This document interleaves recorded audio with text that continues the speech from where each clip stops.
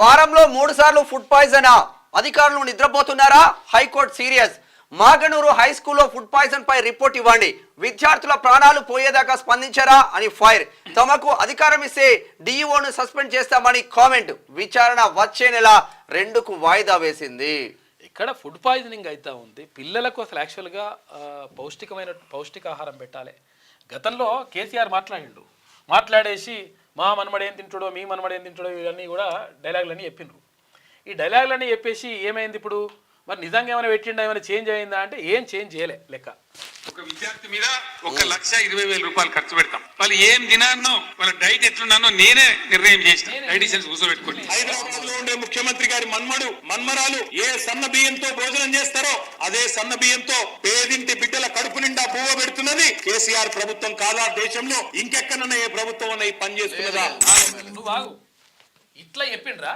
ఇట్లా చెప్పిన తర్వాత అక్కడ ఒక దగ్గర కప్పలు, ఒక దగ్గర బొద్దింకలు, ఒక దగ్గర ఏంటి ఎర్రలు, ఇక రకరకాలుగా మనం చూసినాం. మనం తొండలు, ఇగో ఇటువంటి బల్లులు, ఇగో ఇటువంటి అన్ని పడి ఆ పిల్లలు అంటే ప్రభుత్వ పాఠశాలలో చదువుకున్నటువంటి విద్యార్థులకు అటువంటి ఫుడ్ పెట్టేసి పరిస్థితి చేసిండ్రు. వీళ్ళే మళ్ళా ఈ తండ్రి కొడుకులే మళ్ళీ వీళ్ళు ఎప్పుడు అంటే మేము పెడతాం అట్లా అని చెప్పేసి అన్నారు. కానీ అది ఇప్పుడు కాంగ్రెస్ ప్రభుత్వం వచ్చిన తర్వాత కూడా కొనసాగుతూ ఉంది. ఇది ఎట్టి పరిస్థితుల్లో క్షమించరానిది. ఎందుకంటే పిల్లలకు సంబంధించి వాళ్ళ గురించి మాట్లాడేటోడు మాట్లాడాలి. వాళ్ళ ఓట్లు లేవు కాబట్టి మాట్లాడాడు. రాజకీయ నాయకులు ఎవరు మాట్లాడరు. ఎందుకంటే వాళ్ళ ఓట్లు లేవు. ఓట్లుంటే వాళ్ళ గురించి మాట్లాడుతుండే.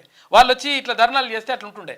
కానీ వాళ్ళ తల్లిదండ్రుల కోట్లు ఉంటాయి, వాళ్ళ కుటుంబాల కోట్లు ఉంటాయి, వాళ్ళ చుట్టాల కోట్లు ఉంటాయి, వాళ్ళ ఫ్రెండ్స్కి వాళ్ళ తండ్రిదండ్రుల కోట్లు ఉంటాయి. కాబట్టి గుర్తుపెట్టుకోరు, ఓట్లు అనేటువంటిది ఓట్లే కాదురా బాబు.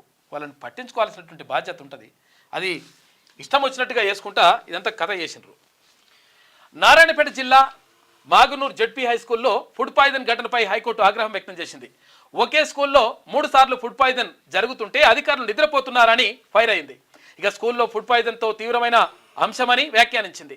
ప్రభుత్వ పాఠశాలల్లో మధ్యాహ్న భోజనంలో నాణ్యత పాటించడం లేదని, ప్రైవేట్ స్కూళ్లలో ఫీజు నియంత్రణకు కమిటీని నియమించాలనే నిబంధనలు ప్రభుత్వం అమలు చేసేలా ఉత్తర్వులు ఇవ్వాలంటూ హైదరాబాద్కు చెందినటువంటి help the people charitable trust అధ్యక్షుడు కీతినేడి అఖిల్ శ్రీ గురుతేజ ప్రజా ప్రయోజన వ్యాజ్యం దాఖలు చేశారు. దీనిపై బుధవారం chief justice Alok Aradhe, justice శ్రీనివాసరావుతో కూడినటువంటి డివిజన్ బెంచ్ విచారణ చేపట్టింది. ఇక పిటిషన్ తరఫు న్యాయవాది చిక్కుడు ప్రభాకర్ వాదనలు వినిపించారు. అయితే రాష్ట్ర వ్యాప్తంగా అన్ని ప్రభుత్వ పాఠశాలల్లో చిక్కుడు ప్రభాకర్ మంచి లాయర్. అంటే ఇటువంటి సామాజిక అంశాలపైన బాగా మాట్లాడతాడు ఆయన. అయితే రాష్ట్ర వ్యాప్తంగా అన్ని ప్రభుత్వ పాఠశాలల్లో తరచూ మధ్యాహ్న భోజనం వికటిస్తున్నదని కోర్టు దృష్టికి తీసుకొచ్చారు. మాగనూరు పాఠశాలలో ఫుడ్ పాయిజన్తో ఈ నెల 20న 50 మంది, 24న 70 మంది, 26న 27 మంది చొప్పున అస్వస్థతకు గురయ్యారని తెలిపారు. కరీంనగర్ జిల్లా గంగాధరలో కూడా 24న 20 మంది స్టూడెంట్స్కు ఆసుపత్రి పాలయ్యారని చెప్పేసి ఆయన వివరించాడు. అయితే ఏం జరుగుతూ ఉంది ఇక్కడ నారాయణపేట జిల్లా తర్వాత ఇక్కడ మాగనూరు జడ్పీ స్కూల్లో అరే ఒక్కసారి జరుగుతుందంటే ఏమని అనుకోవచ్చు. మళ్ళీ అప్పటికప్పుడే తర్వాత ఇప్పుడు ఏడాది అయినాక 2 ఏళ్ళకి అయిందంటేనేమో మళ్ళీ ఇంకేమన్నా ఫుడ్ పాయిజన్ అంటే అసలు మీరు ఎక్కడ 2 వారాల 3 సార్లు ఫుడ్ పాయిజన్ అయితే పీక్తున్నారు. ఇంకేమన్నా చూడు ఇప్పుడు హైకోర్టు వారంలో రిపోర్ట్ ఇవ్వండి. పిల్లలు చనిపోతే తప్ప స్పందించరా అని అధికారులను హైకోర్టు ప్రశ్నించింది. రాష్ట్ర ప్రభుత్వం కూడా ఈ వ్యవహారంపై సీరియస్ గా లేనట్టు అనిపిస్తున్నదని వ్యాఖ్యానించింది. వాస్తవం అది. ఫుడ్ పాయిజన్ తో ఎంతమంది విద్యార్థులు అస్వస్థతకు గురయ్యారు, అధికారులు ఏం చేశారు, బాధ్యులపై ఏం చర్యలు తీసుకున్నారు అనే పూర్తి వివరాలు ఇవ్వాలని ఆదేశించింది. ఇందుకు వారం సమయం కావాలని ప్రభుత్వ న్యాయవాది కోరగా కోర్టు ఆగ్రహం వ్యక్తం చేసింది. జిల్లా కేంద్రంలో ఉండే అధికారిని సంప్రదించి వివరాలు సేకరించడానికి వారం వ్యవధి ఎందుకని ప్రశ్నించింది.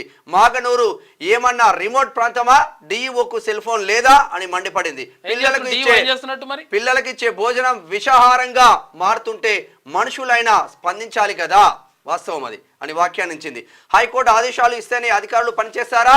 వారికి కూడా పిల్లలు ఉన్నారు కదా, మానవతా దృక్పథంతో వ్యవహరించాలి. నాన్ బెయిలబుల్ వారెంట్ జారీ చేస్తే 5 నిమిషాల్లో హాజరవుతారు అని సీరియస్ అయింది. తమకి అధికారం ఇస్తే డిఈఓను సస్పెండ్ చేస్తామని. సస్పెండ్ చేసి పడేశారా డిఈఓని? ఏం చేస్తున్నావా డిఈఓ? జిల్లా విద్యాశాఖ అధికారి ఏం చేస్తున్నట్టు నువ్వు? ఉమ్మడి మహబూబ్ నగర్ జిల్లాకు చెందిన నారాయణపేట అది.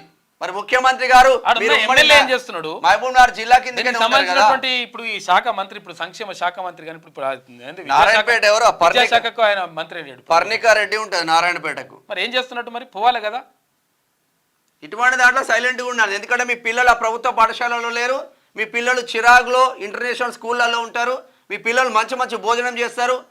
ఇక్కడ ప్రభుత్వ పాఠశాలలో చదువుకునేది ఎస్సీ ఎస్టీ బీసీ మైనార్టీ పేద అనగారిన వర్గాలే కదా. ఎట్టి పరిస్థితుల్లో పేద పిల్లలకు అన్యాయం చేయడానికి వీల్లేదు. ప్రభుత్వ పాఠశాలలు కావాలి మొత్తం టోటల్గా. ఇవన్నీ కూడా ప్రభుత్వం ఆధీనంలోకి రావాలి.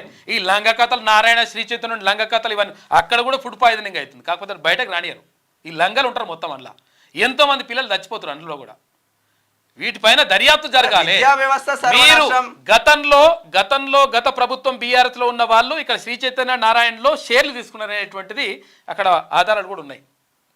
ఆ తర్వాత ఇప్పుడు అప్పుడంటే వాళ్ళు తీసుకున్నారు అనుకుందాం, ఇక వాళ్ళు లంగలో దొంగలు ఇట్లా అని అనుకుందాం. మరి ఇప్పుడేంది పరిస్థితి ఏంది? ఇప్పుడు కూడా ఎందుకు జరుగుతుందంటే ఇప్పుడు కూడా కమిషన్ నడుస్తున్నాయన్నట్లు లెక్క. ఎందుకు వాళ్ళని ఎన్కేసుకొస్తా ఉన్నారు? ఎందుకు ఇట్లా ప్రభుత్వ పాఠశాలలని బలోపేతం చేస్తలేం మనం? ఎందుకు పట్టించుకోవద్దు? ఎందుకు అట్లా ఇప్పుడు ఇక్కడ ఈ ఫుడ్ పాయిజనింగ్ ఎట్లయితుంది? కడుపు నొప్పి లేచి తల్లడిల్లిపోతూ ఉంటే, చిన్న చిన్న పిల్లలు తల్లడిల్లిపోతూ ఉంటే ఒక్కసారి మీ పిల్లల్ని అట్లా వేసి ఆ పురుగులన్న బెట్టరు ఒకసారి గిలగిల కొట్టుకొని వాంతులు విరేచనలు చేసుకుని గిలగిల కొట్టుకుంటుంటే చూడాలి మీరు ఒకసారి. అరే మొన్న మంతడి నియోజకవర్గంలో అర్ధరాత్రి పిల్లల్ని తీసుకొని వీళ్ళు పేరెంట్స్ అర్ధరాత్రి క్యూ న్యూస్ ఛానల్లో పనిచేయటకు అనుభవం గల సీనియర్ వీడియో ఎడిటర్స్ కావాలను సంప్రదించవలసిన నెంబర్ 8688926084. qnewsads@gmail.com ను సంప్రదించండి. లైక్ చేయండి,